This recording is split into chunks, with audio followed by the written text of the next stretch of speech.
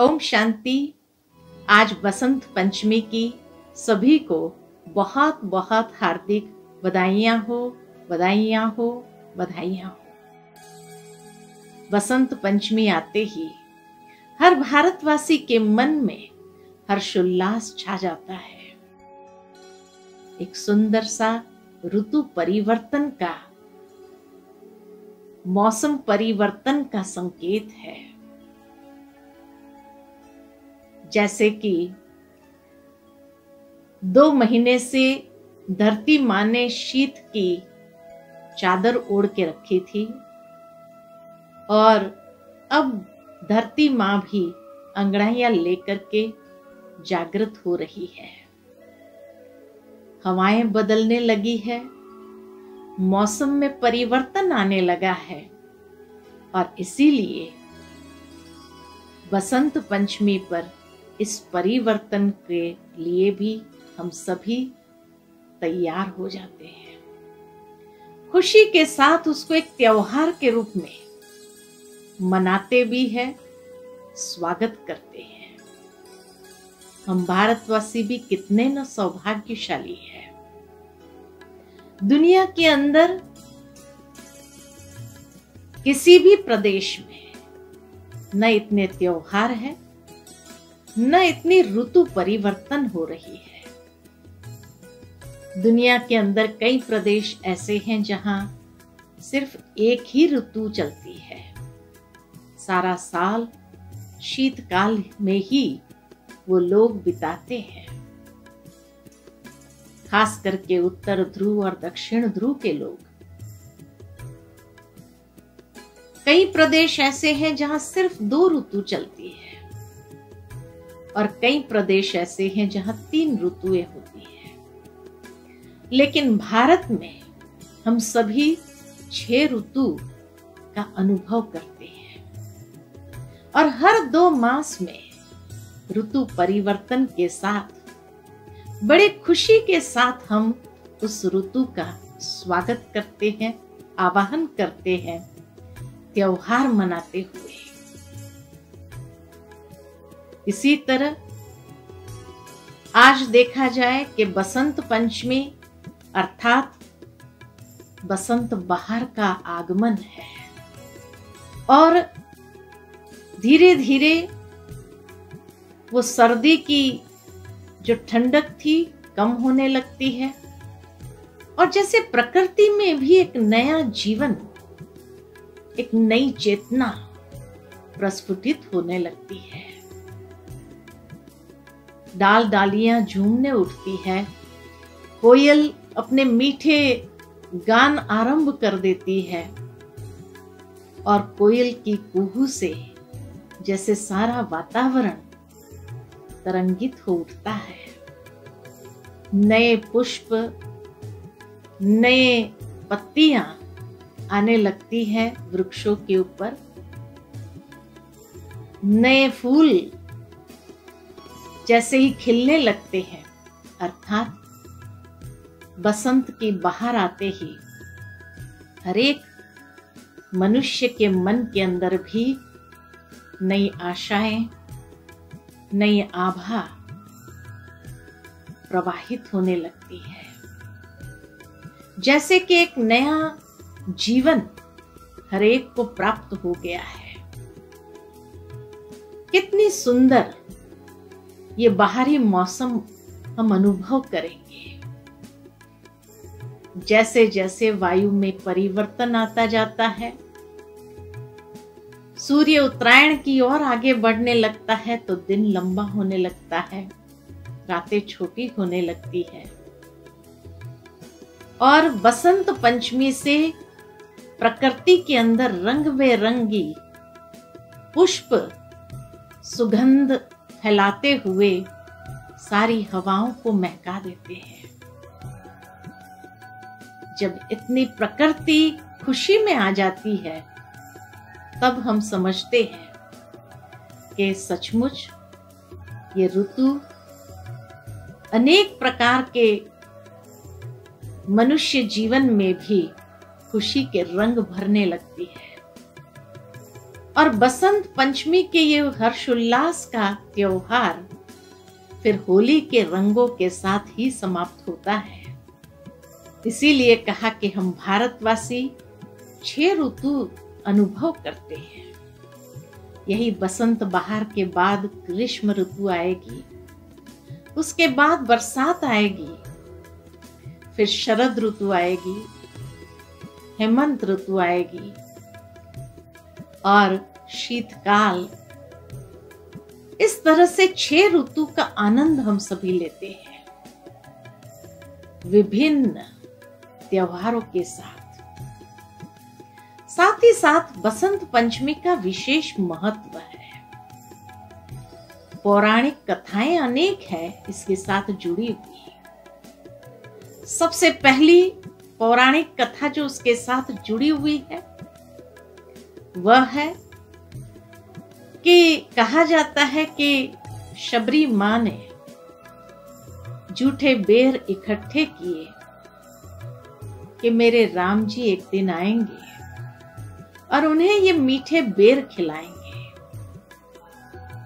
और कहा जाता है कि बसंत पंचमी के दिन आखिर शबरी मां के इस प्रेम की भावनाओं का सम्मान देते हुए राम जी उसके द्वार पर पहुंच गए और उसके प्रेम की भावना को स्वीकार करते हुए वो झूठे बेर भी खाए। भावार्थ यही है कि ये ऋतु हमें संकेत देती है कि हमें भी ईश्वर के साथ इतना सुंदर स्नेह, निस्वार्थ भाव का स्नेह जितना हम ईश्वर के साथ अगर रखने लगेंगे तो परमात्मा भी हमारे स्नेह को स्वीकार करते हुए हमारी भावनाओं को सम्मान देंगे। तो परमात्मा से प्रेम करने की ये ऋतु है बसंत बहार की।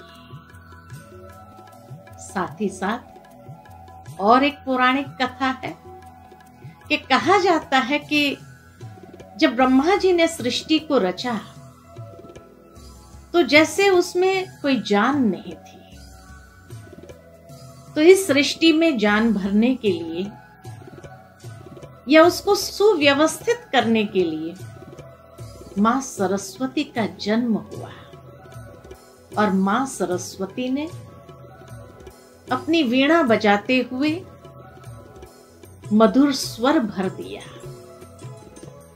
हर एक इंसान के अंदर वाक शक्ति आने लगी और उसी के साथ जीवन के अंदर विद्या का महत्व महसूस होने लगा। सोचा कि सचमुच विद्या ग्रहण करनी चाहिए जिससे व्यक्ति की बुद्धि की प्रभा बढ़ने लगे, उसकी आध्यात्मिक प्रज्ञा जागृत हो और जीवन के अंदर उच्चता को प्राप्त करे। और इसीलिए विद्या की देवी मां सरस्वती का जन्मदिन मनाते हुए हर एक भारतवासी को खुशी होती है। वैसे भी शिव शक्तियों में 3 शक्तियां विशेष गाई जाती है, मां लक्ष्मी, मां दुर्गा और मां सरस्वती। और ये तीनों देवियों का विशेष दिन भारत भर में मनाया जाता है। मां सरस्वती का दिन बसंत पंचमी है। इसी तरह अगर देखा जाए तो मां लक्ष्मी का दीपोत्सव के साथ आता है और मां दुर्गा का नवरात्रि के रूप में गायन और पूजन त्योहार के रूप में खूब धूमधाम से मनाया जाता है। विद्यादायिनी मां सरस्वती की पूजा हर एक पाठशाला में होने लगती है। विशेष बच्चों को अक्षर ज्ञान प्राप्त होता है। और जो मां सरस्वती की आराधना करते हैं या उनका ध्यान करते हैं, उसके मन की प्रतिभा विकसित होने लगती है। मां सरस्वती का वरदान प्राप्त करते हैं और उनके अंदर बौद्धिक प्रतिभा विकसित होने लगती है। मां सरस्वती का वरदान जिन्हें भी प्राप्त हो जाए उन्हें विद्वान माना जाता है। इसीलिए दुनिया के अंदर जो भी विद्वान हो गए उन्हें पंडित या सरस्वती की उपाधि से नवाजा जाता है, अर्थात कि वो दिव्य बुद्धि की प्रतिभा वरदान रूप में प्राप्त करता है। आज मां सरस्वती का दिव्य स्वरूप जब हम देखते हैं तो वह भी हमें कितनी सुंदर प्रेरणा देता है कि जिनके पास ये आध्यात्मिक प्रज्ञा वरदान रूप में प्राप्त कर लेते हैं, जो भी आत्माएं, तो मां सरस्वती को एक तो सफेद वस्त्रधारी दिखाते हैं, अर्थात स्वच्छता और पवित्रता का प्रतीक। हंस पर बैठी हुई, अर्थात जिसका वाहन हंस है, इसीलिए उसको हंस वाहिनी भी कहा जाता है। हंस की विशेषता यही है कि जो नीर और क्षीर को अच्छी तरह से परख करके अलग कर सके, कंकड़ और रत्न को परखते हुए अलग कर सके, और जो मोती को ही चुगता हो, अर्थात इतने अमूल्य चीज को ही ग्रहण करता हो, तो ऐसी जिसके पास आध्यात्मिक प्रज्ञा विकसित होने लगती है, उसकी बुद्धि इतनी तीक्ष्ण हो जाती जो सत्य और असत्य के बीच में अच्छी तरह से परख सकते हैं, और सत्य को अपनाना, क्षीर को अपनाना और नीर को अलग करके दूर कर देना, रत्न को ग्रहण करना, अर्थात दिव्य गुण रूपी मोती को चुग लेना, और बाकी व्यर्थ की बातों को छोड़ देना, ऐसी शक्ति उस आत्मा के अंदर आने लगती है। साथ ही मां सरस्वती का एक हाथ वरद हस्त के रूप में दिखाया है, अर्थात सर्व को सहजता से वरदान प्रदान कर देती है। वरदानी स्वरूप है और इसीलिए सहजता से उसका वरदान हम प्राप्त कर सकते हैं, लेकिन उसके लिए मन की स्थिति बहुत निर्मल और पवित्र रखनी पड़ती है। अगर मन की स्थिति में घमंड आ जाए, अभिमान आ जाए, तो मां सरस्वती का वरदान प्राप्त नहीं कर सकते हैं। तो जिस तरह से मां सरस्वती निर्मल और पवित्रता, स्वच्छता का प्रतीक, सफेद वस्त्रधारिणी है, हंस वाहिनी है, इसी तरह हमें भी अपनी बुद्धि को निर्मल पवित्र रखनी होगी, तब मां सरस्वती का वरदान सहज ही प्राप्त कर लेंगे। तीसरे हाथ में अनेक ज्ञान के पुस्तक है, अर्थात तभी हमें विद्या का वरदान सहजता से प्राप्त होता है और आध्यात्मिक प्रज्ञा, आध्यात्मिक चक्षु हमारे खुलने लगते हैं। साथ ही साथ चौथे हाथ में माला दिखाई है, अर्थात कि निरंतर परमात्मा का स्मरण करना, उनकी स्मृति में रहना, अर्थात अजपा जाप निरंतर चलता रहे। जितने ईश्वर की याद में रहेंगे तो मां सरस्वती का वरदान सहज प्राप्त होता जाएगा। और इसीलिए उनको वीणा दिखाई हुई है, अर्थात कि जीवन के अंदर जो 7 सुर है वो 7 सुर भर जाते हैं। 7 सुर भी गाए जाते हैं, 7 रंग भी दिखाए जाते हैं। अर्थात हमारा जीवन खुशियों के 7 सुरों से भर जाता है। खुशियों के 7 रंग समा जाते हैं और खुशी खुशी हम जीवन व्यतीत करने लगते हैं। अर्थात जीवन में वो समृद्धि का अनुभव कर सकते हैं।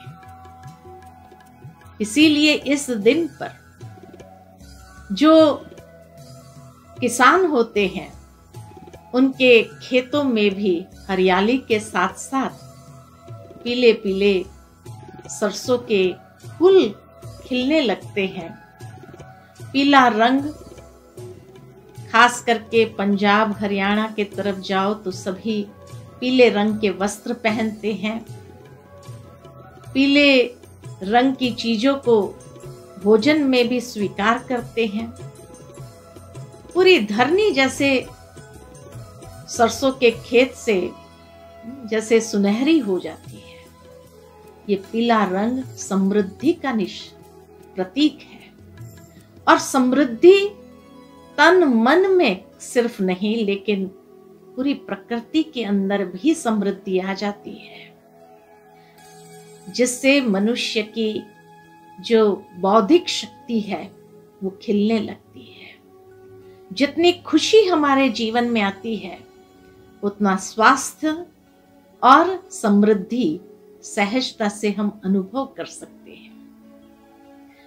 इसीलिए कहा कि ये त्योहार ऐसा परिवर्तन सिर्फ प्राकृतिक रीति से नहीं, लेकिन मनुष्य जीवन में भी बहुत सुंदर परिवर्तन का आवाहन करते हुए हर इंसान उसको त्योहार में खुशी से मनाते हैं।